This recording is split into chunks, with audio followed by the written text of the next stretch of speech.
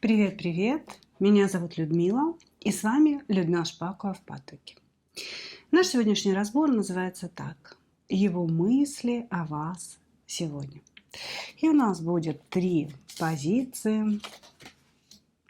Загадывайте ваших мужчин, пожалуйста. И для начала мы, как обычно, сделаем небольшую сигнификацию. Что за мужчина пришел? Какие отношения между вами? Для того, чтобы вы могли, в общем, определить, да, правильно ли вы загадали позицию. Дальше мы посмотрим отношение человека к вам. Да, то есть его чувства в вашу сторону, что вы внутри него вызываете. И, конечно же, посмотрим, какие мысли сегодня были о вас у этого человека. И, как я всегда говорю, да, не ждите, мои дорогие, что человек обязательно думал о вас. У людей, кроме нас с вами, есть огромное количество забот.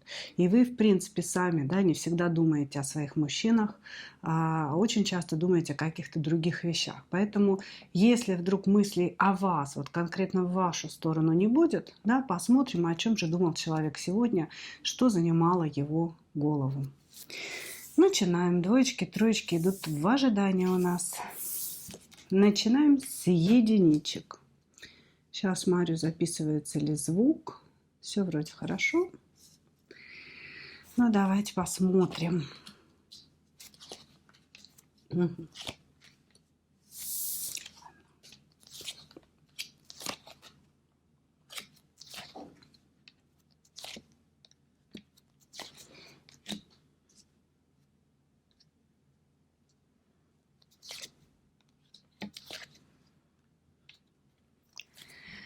Вот смотрите, мне показывают, что вы с этим человеком разошлись. И, может быть, уже долгое время блокируете друг друга или просто не общаетесь, да, то есть как бы здесь присутствует некое необщение, и говорится о том, что вот этот разрыв, да, и точка, это скорее была ваша инициатива.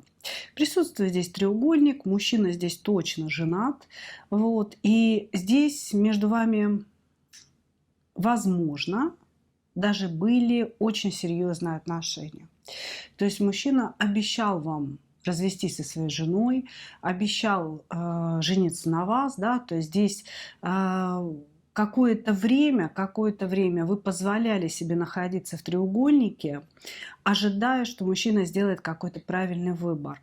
Но здесь мужчина повел себя как трус, показал незрелость, какие-то свои, знаете, страхи относительно будущего с вами. И, быть может, в какой-то решающий момент он от вас отказался. То есть здесь была какая-то трагическая история, связанная с вашими вот чувствами, с вашими ощущениями и с тем, что вы почувствовали себя преданной.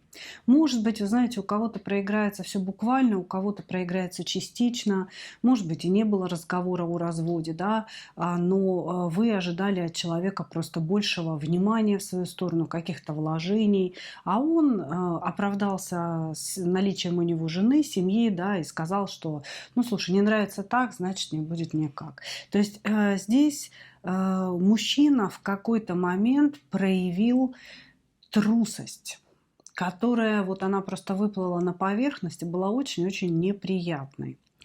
Значит, здесь и мужчина-то сам по себе, неважно, что он взрослый, да, но он очень-очень незрелый, потому что ощущение, что он вообще не знает, как ему жить, не знает, как ему себя вести, и ему все время нужен какой-то сопровождающий человек, знаете, который ему будет объяснять, что можно, а что нельзя.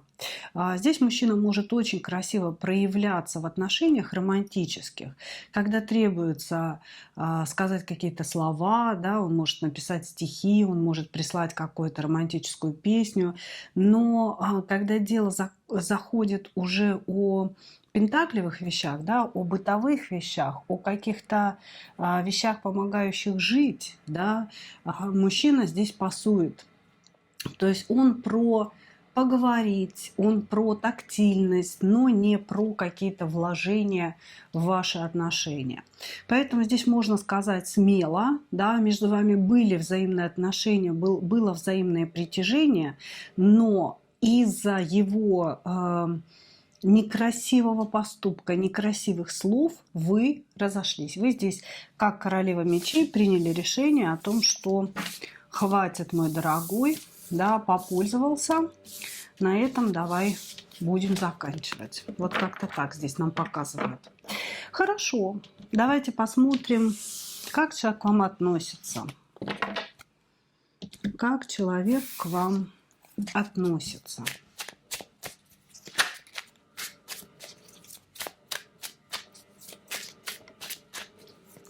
Извините, мои дорогие, за звуки. У меня в подъезде идет ремонт, конца и края этому нет. И, собственно говоря, приходится вот работать в таких условиях.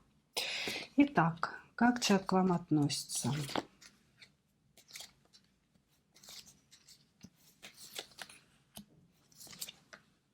Любит вас.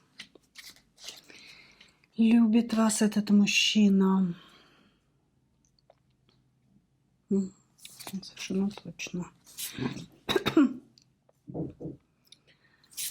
Угу. Вот смотрите, здесь мужчина вас любит, но у него очень странная любовь. Когда вы близко, он начинает вас обесценивать. То есть, когда вы близко, он как-то так, знаете, к вам привыкает, что вроде как ничего не надо делать, все случится само собой. Но как только вы отдаляетесь, как только вы ругаетесь, замолкаете и так далее, мужчина как будто бы активизируется, да, то есть у него начинают намного ярче проявляться чувства в вашу сторону. Он вас любит, но я бы сказала, любит на каких-то своих условиях, любит, пока ему удобно любить. Безусловно, ваши точки, ваша ссора его очень сильно злит.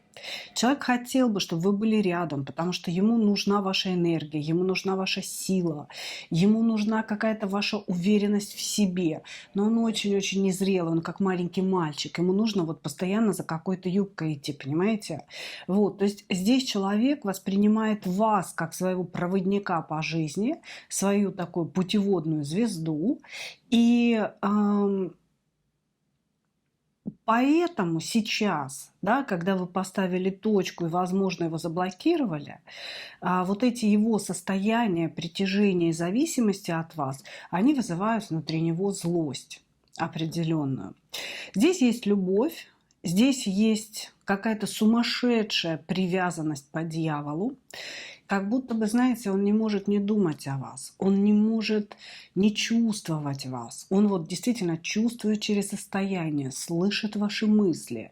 Здесь постоянно в голове какие-то диалоги с вами, но они очень агрессивные пока, вот, да, то, что я вижу, человек прям агрессивно проговаривает свои чувства, да, мне вот это не нравится, вот то не нравится, ты должна за это ответить, ты должна попросить прощения, да, то есть очень много обвинений в вашу сторону.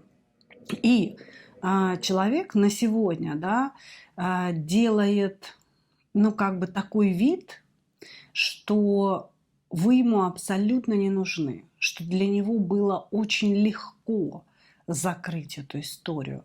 Вот вы сказали ему, что все, мы расстаемся, больше мне не пиши, не звони и так далее, и он сразу как будто бы охладел, да, то есть он сделал такой вид. И здесь, в своих чувствах, он говорит, я ее очень люблю, я ей горю, у меня огромное количество страсти, невыраженной к этой женщине, да, хочется вот прям ее, хочется обладать ею, но я ничего ей не скажу. Я покрою всю свою страсть ледяной пустыней. То есть она должна видеть, что мне все равно. Ну вот так сильно вы своим отказом задели его самолюбие. Хорошо, чувств очень много, очень-очень-очень много. И бесится он от того, что никак не может с ними справиться. Давайте посмотрим, что он думал о вас сегодня. что он думал о вас сегодня.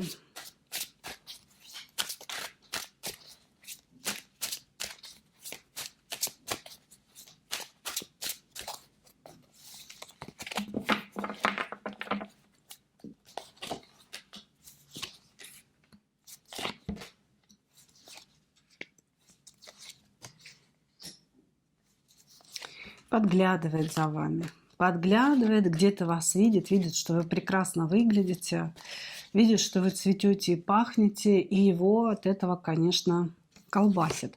Я вам скажу так, человек смотрит за вами, подглядывает за вами каждый день, причем по нескольку раз.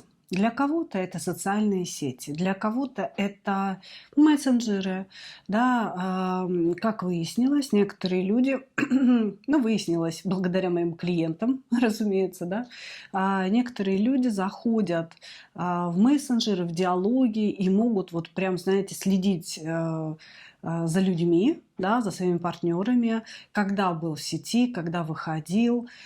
И у некоторых даже возникает вот это ощущение диалога, да, то есть как бы вышел, смотришь, человек в сети сидит, и вот кажется, что вроде поговорили, вроде как вот мы вместе, да, то есть вот какая-то такая иллюзия возникает. И вот здесь очень похожая ситуация. То есть ваш мужчина, он реально ходит куда-то на ваши странички, в ваши диалоги и действительно прослеживает, ну, когда вы выходили, знаете, просто даже с позиции «жива, не жива». Вот так. Ну что, как она? Все, выходила, жива, слава богу. То есть вот какая-то такая история. Вот. Ну и, конечно, сегодня он тоже о вас думал, потому что он где-то вас видел, наблюдал за вами. И сегодня у него прям, ну, его накрыло очень серьезно, да, были очень деструктивные мысли о том, что ему хотелось бы вернуться, ему хотелось бы вместе с вами идти дальше, но он понимает, что вы на его условиях дальше не пойдете. И вообще в прошлом было сказано много такого, что вот так вот просто выкинуть из головы вряд ли будет возможно. Да? И он думал о том, что же делать, потому что очень хочется вас как свою императрицу. Очень хочется, первое, сексуальных отношений, близости с вами. Второе, побыть в вашем пространстве, вы его гармонизируете. Здесь человек очень хаотичный. Вот он, знаете, как маленький ребенок, не знает, его швыряет из стороны в сторону, не знает, что он хочет сейчас, понимаете, в данный момент. А когда он находится в вашем пространстве, вот просто вы рядом, да, или переписываетесь, он вот прям, знаете, гармонизируется. Как будто бы вы как-то регулируете своей энергией его внутреннее состояние. И он думал об этом. То есть он думал о том, как ему хочется вернуться вот в это состояние, как ему хочется побыть в вашем пространстве, послушать ваш голос, какие-то истины, которые вы ему доносите. Для него все это вот очень важно. Знаете, как будто он рядом с вами отдыхает. Вот. И он думал об этом. Он думал об этом и думал о том, что если сейчас он к вам будет ломиться, ну, напишет, например, да, то вы его обрубите. Потому что он уверен, что вы очень злы на него. И вот эти вот свои желания, да, потому что здесь мысли-желания проявиться, побыть в вашем пространстве, что-то вот попытаться как-то с вами поговорить, да, вот эти вот мысли, да, он пытался подавить воспоминаниями о том, что вы ему сказали негативного. То есть он как будто бы себя охлаждал. Да, вот хочется проявиться, но нет, сейчас я вспомню. Она мне сказала, что я идиот, она мне сказала, что я неудачник, она сказала, что и в постели я не очень, да. И вот какими-то такими деструктивными мыслями он себя успокаивал для того, чтобы не сделать какого-то шага в вашу сторону. Ну вот, такие мысли у нас сегодня были. Благодарю вас, единички.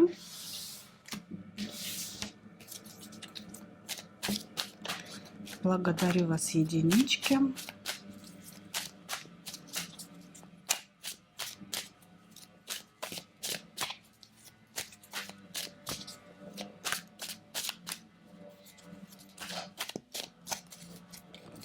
Двигаемся дальше. Двоечки. Приветствую вас. Кто к нам пришел? Здесь цикличные отношения. Вы то сходитесь, то расходитесь с мужчиной. Может быть, здесь кто-то недавно развелся или хотел разводиться. Тоже треугольные, четырехугольные отношения, в которых замешаны еще люди, кроме вас.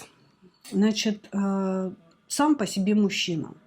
Ну, у него есть такие две стороны, да, одна явно такая положительная, потому что здесь человек умеет добиваться успеха, здесь человек интеллектуальный, с ним интересно, у него правильно сложена речь, да.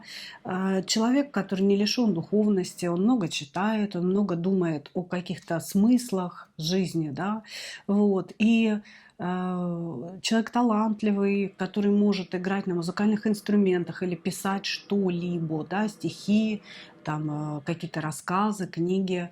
То есть это человек такого высокого уровня духовности. Вот. И с ним, конечно же, очень интересно. Но у него есть обратная сторона.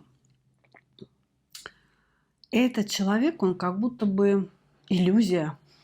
Вот так. То есть вы можете общаться в интернете с ним, да, может быть, вы когда-то и виделись, но чаще всего это какое-то общение на расстоянии, и у вас создается ощущение, что он какой-то не настоящий, понимаете? Или человек скрывает свою истинную жизнь.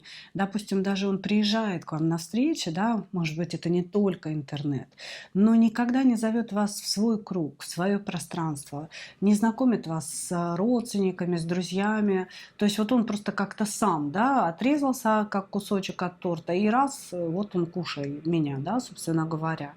Вот, то есть это человек, который ничего о себе не рассказывает, это человек иллюзия, о котором вы ничего не знаете. Он может говорить о том, что у него там есть деньги, у него есть какая-то там вот реальность своя, но вы это не можете подтвердить. Вы это не можете подтвердить. У большинства это все-таки интернет-знакомый, с которым, кстати, отношения длятся достаточно долго. Вы то действительно миритесь, и у вас какая-то любовная любовь возникает, то вы ссоритесь, ругаетесь с человеком, и он молчит, может там по полгода молчать, то опять помирились, опять проявился, опять написал, и опять все вот на тех же кругах, понимаете? То есть очень много невыясненной энергии, очень много невыясненной энергии.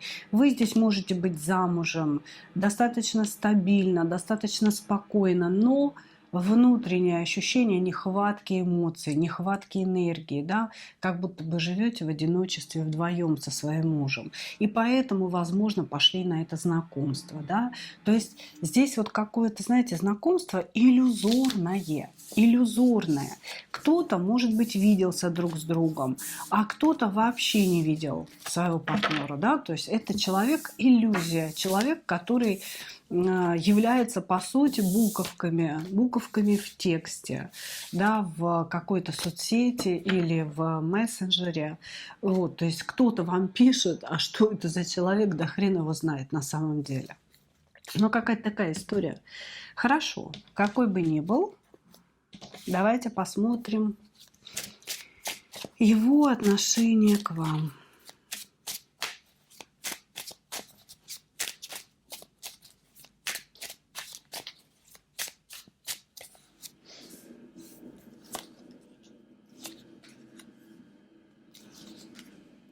Угу. Опять здесь интернет, опять здесь наблюдение. Блоки на чувства. Почему ты блокируешь чувства свои? Тоскует по вам, но говорит, что нельзя тосковать. Понимаете? То есть прям блокирует, переключается, старается чем-то себя занять для того, чтобы не эмоционировать в вашу сторону.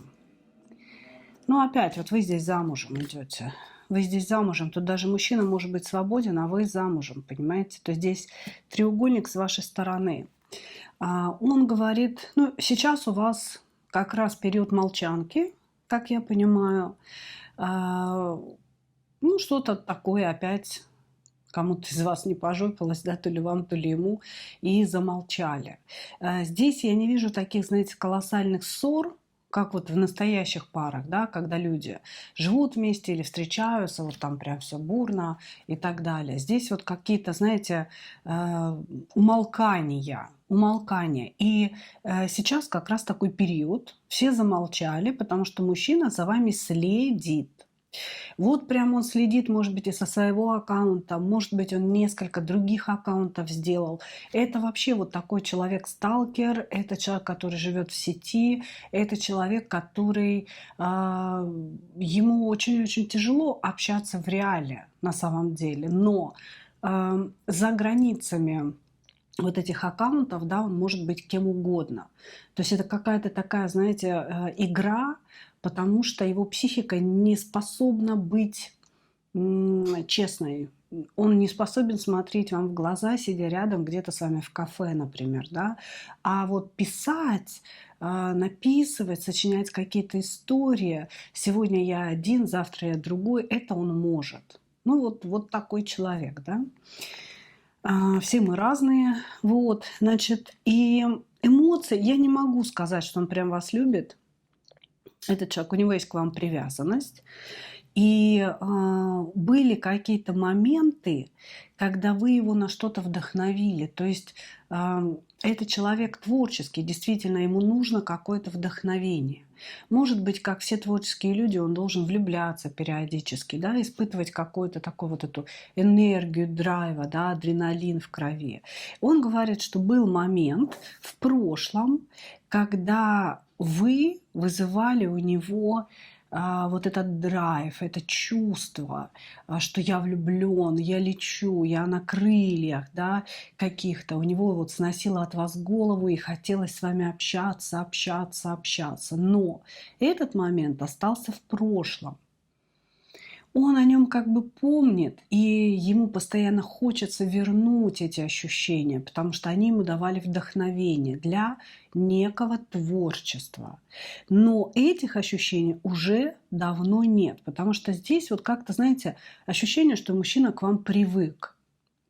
Он понимает, что вы замужем, что вы живете тоже какую-то свою реальность отдельно от него.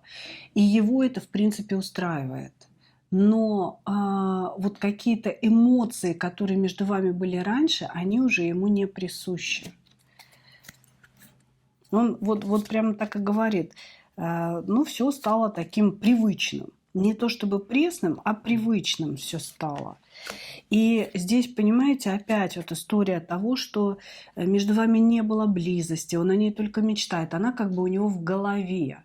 И здесь такой момент прослеживается, что раньше он себе представлял, то есть вообще человек, который живет в фантазийном мире иллюзорном, раньше он себе представлял какие-то яркие сексуальные картины. Они у него не просто сексуальные, они очень сильно романтизированные. Знаете, это вот прям как в фильмах. Вот он все время вас и себя представляет, как будто бы это какая-то сцена из остросюжетного любовного фильма. Он Джеймс Бонд, да, вы подруга Бонда, и вот вы где-то занимаетесь любовью на крыше дома, да, тут садятся вертолеты, ну, короче говоря, вот что-то такое. У него прям внутри фантазии бушуют. И он говорит о том, что раньше эти фантазии, они были очень яркими, они его наполняли и давали ему вот этот вот момент вдохновения. А сейчас все ровно. Он скучает не по вам, а по этим фантазиям. Понимаете? То есть он скучает по своему состоянию, которое было раньше, и не знает, как его вызвать вновь. Понимаете? Вроде бы вот вы такая же вся прекрасная, но уже нет этого импульса. Хорошо. Давайте посмотрим его мысли о вас сегодня.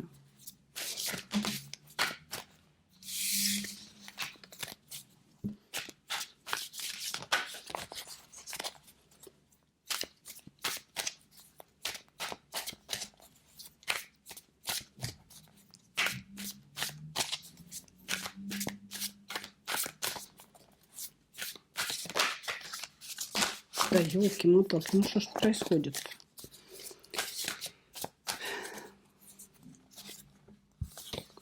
Его мысли о вас сегодня. Если молчите, человек приступает к восстановлению отношений, то есть он будет сейчас действовать в вашу сторону,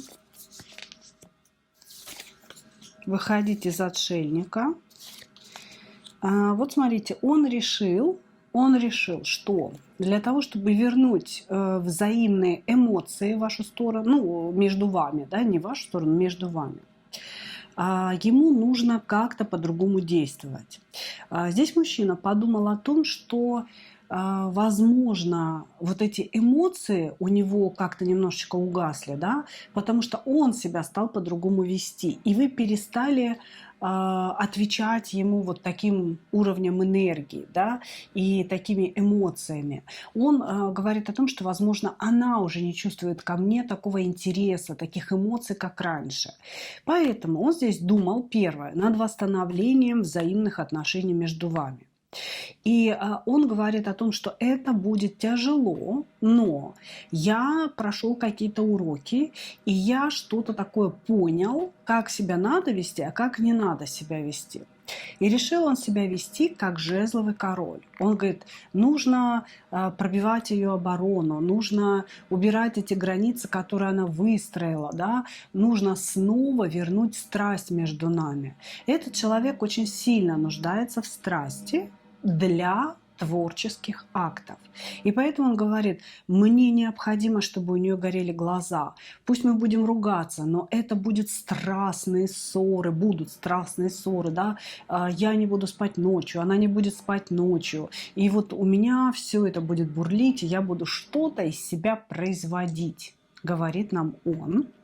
Вот, значит, и он сегодня действительно уже придумал некий план. Я не удивлюсь, если он вам напишет прямо сегодня или позвонит. Вот, то есть он придумал некий план о том, как правильно себя вести, как скрыть какие-то свои негативные мысли, негативные эмоции и показать вам какого-то, знаете, страстного, желающего вас человека, чтобы вы тоже включились в этот процесс. Короче говоря, мысли говорят о том, что я хочу любовь и любви, и я хочу эту любовь самостоятельно выстроить, потому что раньше у меня внутри все горело и бушевало, меня не устраивает то, что это куда-то исчезло, да, и сейчас я буду над этим работать. Здесь мужчина, который хочет работать над вашими отношениями, но пусть даже в иллюзорном пространстве, понимаете, потому что ему не хватает вашей любовной энергии. Вы его наполняли, а сейчас тишина, пустота, и ничего не происходит. Короче говоря, здесь будут какие-то действия, потому что из молчания он будет выходить. Он ожидает от вас какой-то тоже реакции. Мужчина готов вам нести эту любовь. Я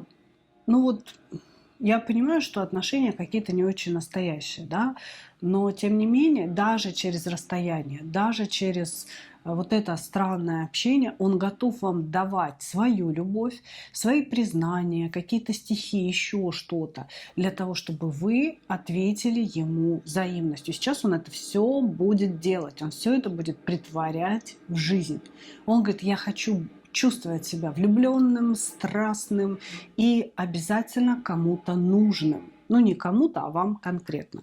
Поэтому здесь будут проявления, здесь будет сообщение, и человек будет пытаться как-то вас, не то что даже вас вернуть, а вернуть вас вот в состояние влюбленности, которое его тоже обогащало очень сильно.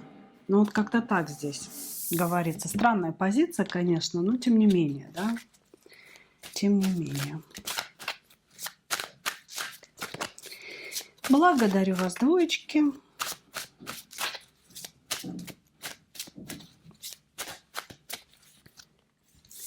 Позиция номер 3.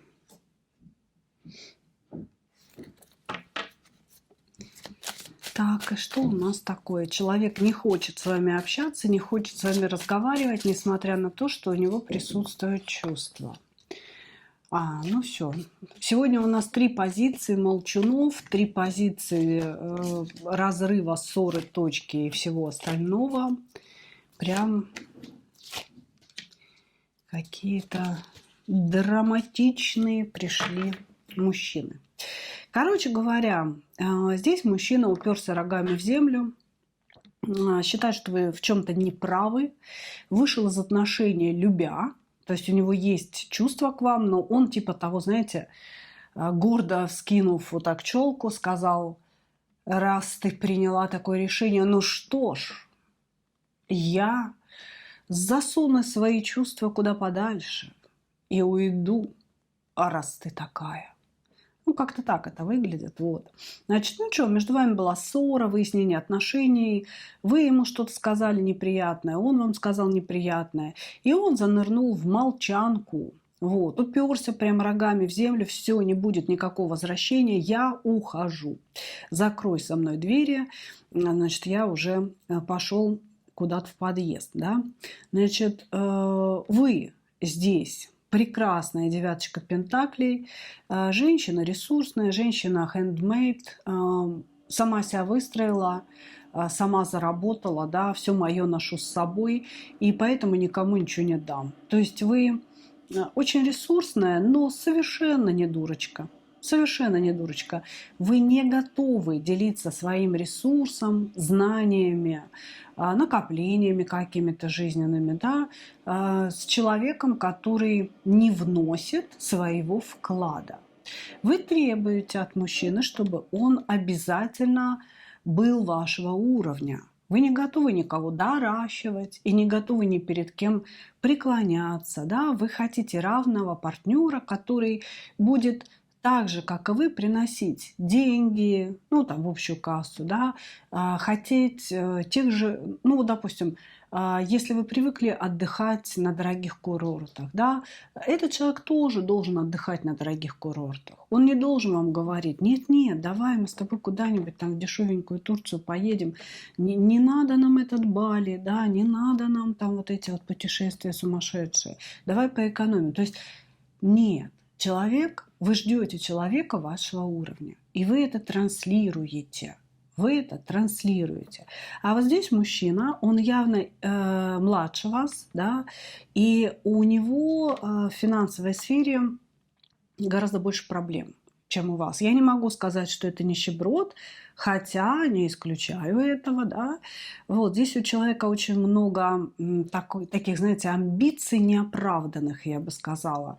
То есть он такой вот что-то хочет выпрыгнуть, хочет вот что-то от жизни получить, но у него не хватает для этого внутренних резервов. Ни знаний, ни умений, да. Ну, кто ты, как бы, чтобы ты выпрыгнул, ты должен что-то этому миру предложить, предоставить, да, для того, чтобы ты выпрыгнул.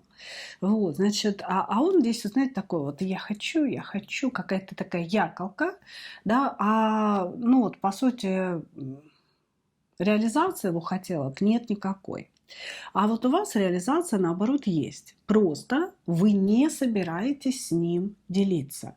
Я думаю, что у вас здесь и было-то требование к этому мужчине: ты сначала стань для меня ровней, ты сначала, ну, как бы постарайся внести что-то в мою жизнь, кроме проблем.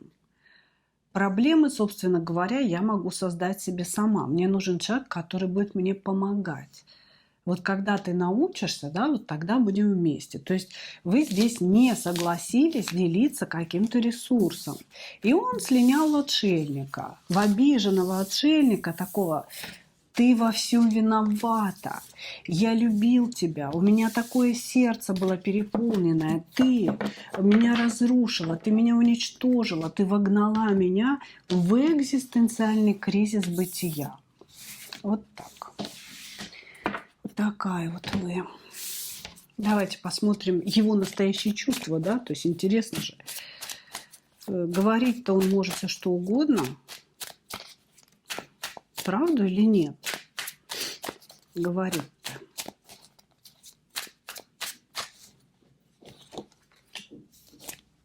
Мгм. Как он к вам относится? Ну, как, знаете, паразит. Паразит, который э, хочет пить кровь. Ну, а как вы думали-то? Хочет он. Ну, этот человек на самом деле паразитирует на женщинах, паразитирует на в отношениях. И самое в этом всем некрасивое, это то, что он не верит в то, что он паразит. Он верит в себя. Понимаете?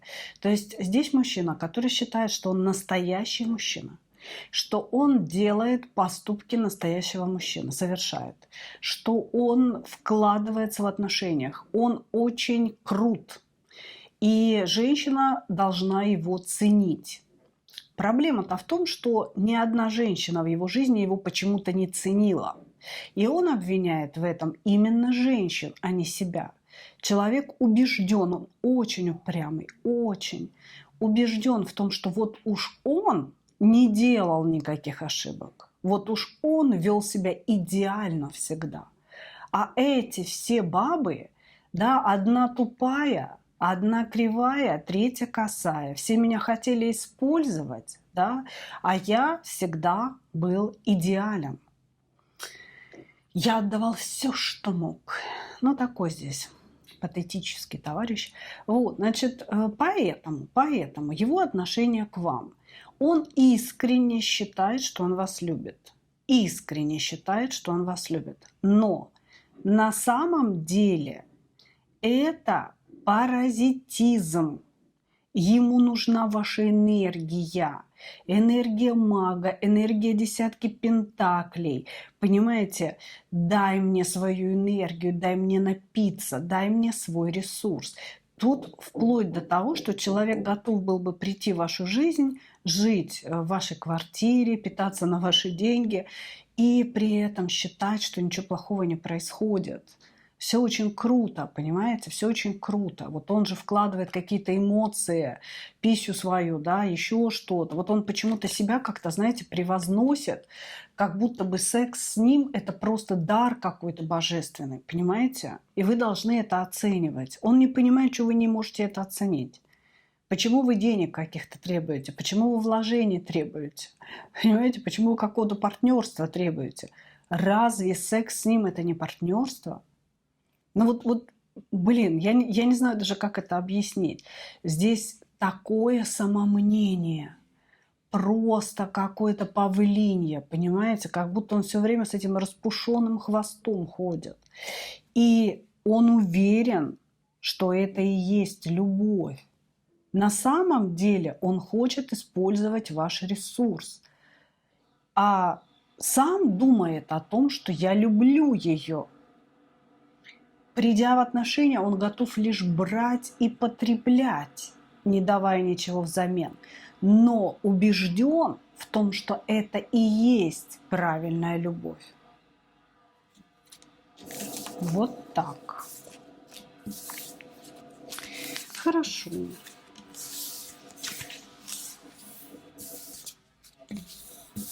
Его мысли о вас сегодня.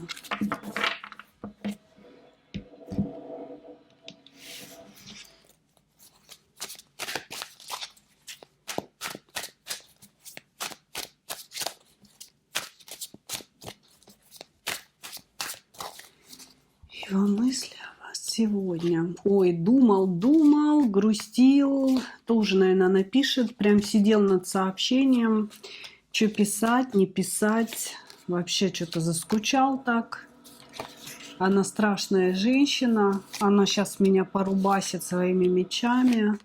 Опять будет говорить про деньги. Опять скажет мне, что ты стоишь, дурачок.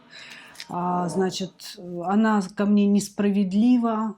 Значит, я бы уже очень давно написал, я бы уже очень давно начал действовать, если бы она не разрушила, вот прям не разорвала в клочья мое сердце. Человек очень обидчивый и считает, что вы его несправедливо обидели. Я уверена, что вы справедливо его обидели. Вот, значит, но он считает, что несправедливо, понимаете? Здесь человек вот просто намертво, глухо не видит своей вины. Он не видит то, в чем он не прав. Знаете, ощущение, что у него проблемы с головой. Ну, не в психическом плане, понимаете, а с умом. С умом. Тупой он. Вы ждете, что он что-то поймет, а он не понимает. Даже когда вы ему прямо говорите, он все выворачивает, переворачивает, лишь бы только самому оказаться правым, лишь бы оказаться крутым, главным, красавчиком. Понимаете? У него в голове он всегда красавчик. Поэтому он вас тут просто не слышит. Здесь в мыслях, ну вот первая мысль, надо написать. Не исключу, если напишет. Но здесь, знаете, странное будет письмо с обвинениями вас в чем-то, чтобы вы попросили прощения. Понимаете? Вот так. И остальные все мысли о том, как вы несправедливо обидели, разорвали его сердце, как он хотел, у него были самые лучшие намерения в вашу сторону, он хотел действовать, он хотел развития, он хотел, чтобы все вот куда-то там шло и пришло. Вот. И он и любил, и любовь-то вам давал, и вкладывал эту любовь бесконечно, а вы жестокая, холодная, высокомерная женщина, которая указали ему на дверь, которая указали ему на какие-то его несуществующие, как он считает, недостатки. Понимаете? То есть здесь обиженный мальчик, который сидит, собирает сопли, наматывает их на кулак. И вы виноваты здесь во всех смертных грехах у него. Понимаете, он по вам страдает, безусловно, но это страдание не зрелого взрослого мужчины, это страдание ущемленного подростка, который не знает, то ли ему хочется вам отомстить, то ли ему хочется вас обозвать, укусить, то ли обнять, поцеловать, понимаете? То есть как бы он еще не решил, что конкретно ему хочется. Вот. Но здесь очень много злости, перемешанной с обидой, с ненавистью, с завистью, с желанием огрызаться, кусаться. И есть колоссальная тоска, которая заставляет, ну, то есть он реально по вам прям сильно-сильно тоскует, которая его прям сподвигает: напиши, позвони, появись, прекрати эту башню, да, как бы прекрати эту тишину. Ну вот как-то так. Поэтому здесь он прям сегодня думал написать, может написать, но это будут обвинения, это будут какие-то, ну вот прям такие, знаете, душещипательные истории, как вы его унизили, как вы его, значит, опустили, и что вы должны тут что-то осознать. Не то, что он что-то осознал, а вы должны осознать. Ну вот так, с этим может прийти. Ну что, мои дорогие, такой получился сегодня разбор. Благодарю вас за ваше внимание. Как раз, я так понимаю, у нас начинаются какие-то основные ремонтные действия, и мы с вами заканчиваем. Но я, как обычно, хочу пожелать вам только одного: встретить свою настоящую любовь и не потерять в ней себя. Ну а мы увидимся с вами в следующих видео. Пока-пока.